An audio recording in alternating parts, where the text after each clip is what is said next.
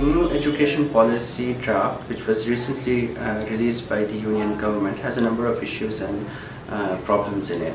One of which is the issue concerning centralization and how it affects the federal structure of the Indian Union.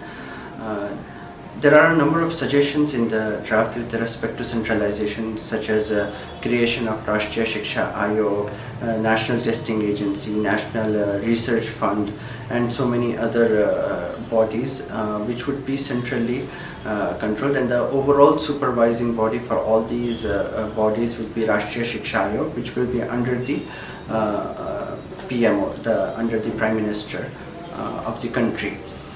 However, the biggest issue with that is the education in the Indian legal framework falls under concurrent list. That is, it's a shared responsibility of the union government and the state governments, and so far since the 42nd Amendment it has been so.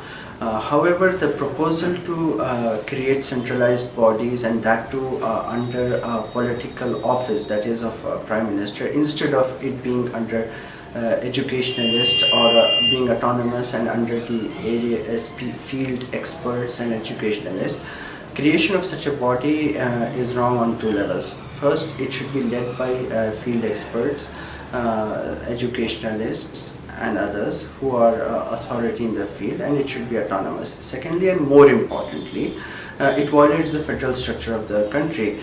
Being in the concurrent list, this cannot happen that education suddenly becomes a sole purview of the union government, and this violates the very federal nature of the Indian Union, and consequently the proposal for all such bodies are unconstitutional and must not be implemented. Instead of this, there could be a regulatory framework at central level. However, the authority and the jurisdiction must be left to the states to decide for it.